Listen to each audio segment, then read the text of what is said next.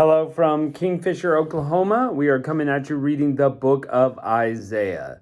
Now, Isaiah is a book of prophecy, and it's going to give us long-term prophecy, short-term prophecy, and medium-term prophecy. Things that come true right away, things that wait a few years, and some that wait a long time. In his case, prophecies about the Messiah and the Messiah's second coming, which hasn't happened. Obviously, Jesus came. That's history to us. But the future, the day of the Lord, still yet to come.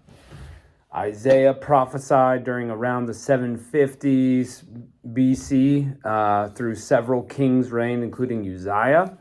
Of course, he's bringing the word of the Lord at a time when Israel's kind of off track. So that's why it's important that he's there. So let's jump into Isaiah 6. In the year that King Uzziah died, I also saw the Lord sitting upon a throne, high and lifted up, and his train filled the temple. Super famous. This is super famous. Okay, there's songs about this. This is maybe one of the most famous passages in Isaiah. Not the most, I guess. There's some ones about Jesus that are also very famous, but this is famous. Verse 2. Above it stood the seraphims. Each one had 6 wings. With twain he covered his face, with twain he covered his feet, and with twain he did fly. 6-winged angel. And one cried unto the other and said, Holy, holy, holy is the Lord of hosts. The whole earth is filled with his glory. And the posts of the doors moved at the sound of him that cried, and the house was filled with smoke. Then I said, Woe is me, for I am undone. I am a man of unclean lips, and I dwell in the midst of a people of unclean lips. For mine eyes have seen the King, the Lord of hosts. Then one of the seraphims flew to me, having a live coal in his hand, and taking the tongs from off the altar. And he laid it on my mouth and said, Lo, this has touched thy lips, and thine iniquity is taken away, and thy sins purged. I think this is a great line from him. You know, he understands completely that he's undone. He's having this vision, and he's in the presence of God in his vision, and it is so holy and so amazing. He just can't help but see just how filthy he is. Now remember, people, this is a prophet and an Israelite. So this is a godly, holy man, and he feels like he's undone. He's the worst. He's unclean, unworthy to stand in front of God. Where does that put the rest of us? In a worse case, even. And so I think it's interesting that he says he's of unclean lips and the people are unclean lips. I wonder if that would be the same today. Would he say he dwells with people of unclean lips? Maybe it's unclean ears or eyes or something else. I don't know. Or maybe, maybe it is lips. I don't know. But it's just so fascinating. Maybe the words that they were speaking he felt were unclean. Maybe it's the actions we do that are unclean. But definitely we do not get to stand in front of a holy God and not realize just how sinful we are. And if you think, well, I'm good. I mean, aside from the blood of Jesus here, I'm good on my own. You have a very low view of sin. So, but he gets purged by this coal in his vision. Verse 8, also I heard the voice of the Lord saying, Whom shall I send? And who will go for us? Then I said, Here am I. Send me. He said, Go and tell this people, hear ye indeed, but understand not. See ye indeed, but perceive not. Make the heart of this people fat, and their ears heavy, and shut their eyes, lest they see with their eyes, hear with their ears, understand with their heart, and convert and be healed. So interesting. So who's going to go? Isaiah, now that he's been cleansed, is volunteering. But God is sending in, you're going to talk, but their ears are going to be heavy. Their eyelids are going to be heavy. Their hearts are going to be unable to take the message, and they're going to be destroyed. That's the message you're taking to them. Otherwise, they'll turn and be healed. And this one is quoted in the New Testament also. I think Jesus is talking to the Pharisees. Correct me if I'm wrong down in the comments there. Just amazing. It's like the people are so wicked that God says, you know what? It's too late. They're going to have this judgment. Verse 11, then I said to the Lord, how long? And he answered, until the cities be wasted, without inhabitant, the houses without a man, the land be utterly desolate. And the Lord hath removed men far away, and there be a great forsaking in the midst of the land. So, how long am I going to prophesy? Until all of Judah is empty. They've been taken away into exile. Verse 13, but yet it shall be a tenth, and it shall return, and it shall be eaten as a teil tree, and as an oak, whose substance is in them, when they cast off their leaves. So the holy seed shall be the substance thereof. So there's going to be a remnant, and this is a very biblical concept about remnant, that God always keeps somebody who's faithful to him, and he'll bring them back so he doesn't completely destroy. We're going to see that over and over again. Chapter 7. And it came to pass in the days of Ahaz, the son of Jotham, the son of Uzziah. So that was Uzziah king, and now we've got a couple of things. Okay, so you got Ahaz, the son of Jotham, the son of Uzziah, king of Judah, that Rezin, the king of Syria, and Pekah, the son of Remaliah, king of Israel, went towards Jerusalem to war against it, but could not prevail. So there's a little war happening, and we read about this back in Kings and Chronicles. Verse 2, and it was told the house of David, saying, Syria is confederate with Ephraim, and his heart was moved, and the heart of his people, as the trees of the wood are moved in the wind. The Lord said unto Isaiah, go forth and meet Ahaz, thou and Shear-Jashub thy son, at the end of the conduit of the upper pool in the highway of the fuller's field.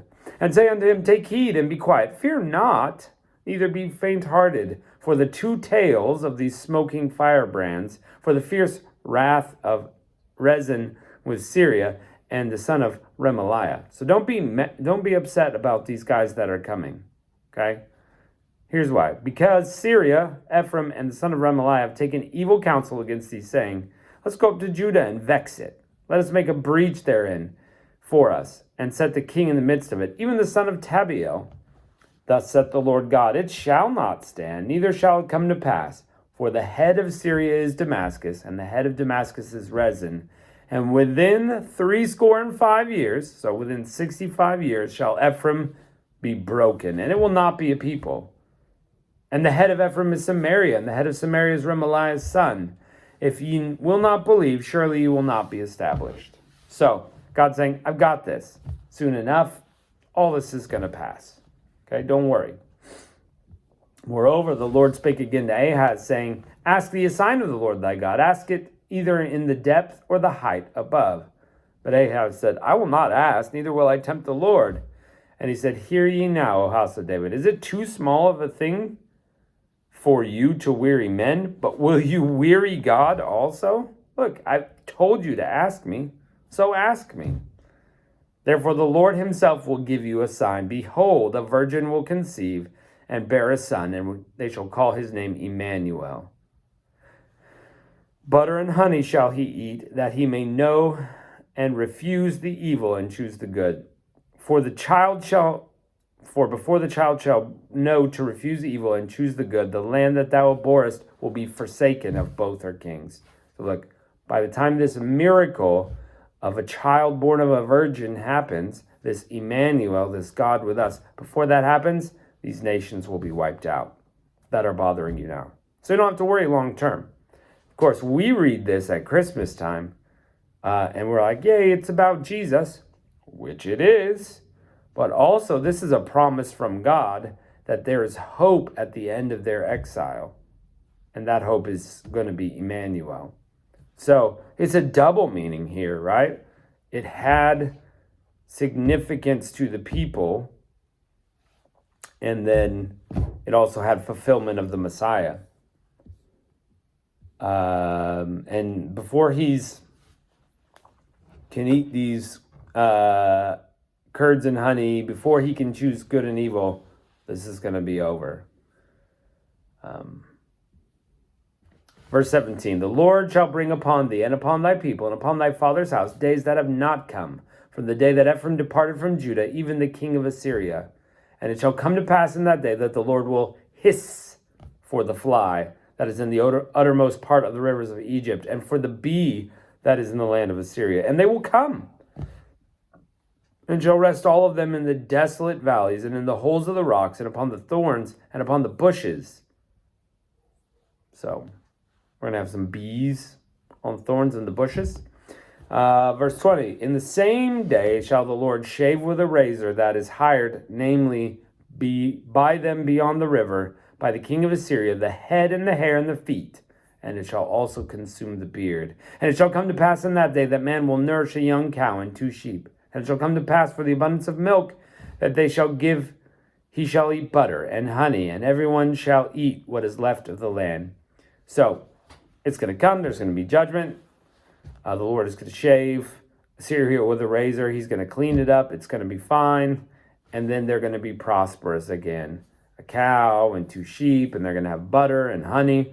Shall everyone eat what is left of the land? Verse 23, and it shall come to pass in that day that every place shall be where there were 1,000 vines at 1,000 severlings, there shall even be for briars and thorns. With arrows and bows men will come hither, because all the land shall become briars and thorns. And on all the hills that shall be digged with the mattock, there shall not come thither for fear of briars and thorns, but it shall be for the setting forth of oxen and for the treading of lesser cattle. So there's going to be a time when this is so bad, people are not even going to want to pass through Judah because it's so sticky. So it's kind of a lot happening here. So this promise is things are going to be bad. You're going to have judgment. This land is going to be wiped out. It's going to be thorns and, briars and impassable. It's going to be empty of people. But before too long, that nation that is going to take everybody away will itself be judged and its head shaved. And before the Messiah comes, that's all going to take place. So it's not going to be too long. It's 700 years till Christ, approximately. And it happened a little sooner than that. So the prophecy did come true. You're just trying to give them hope that there will be, after the exile, some hope. You have to go through this difficult time, but you still have some hope. And hopefully you can take that, you can take that with you today, that same kind of hope that, after these difficulties I'm in, there's the Messiah. He's going to bring me through it.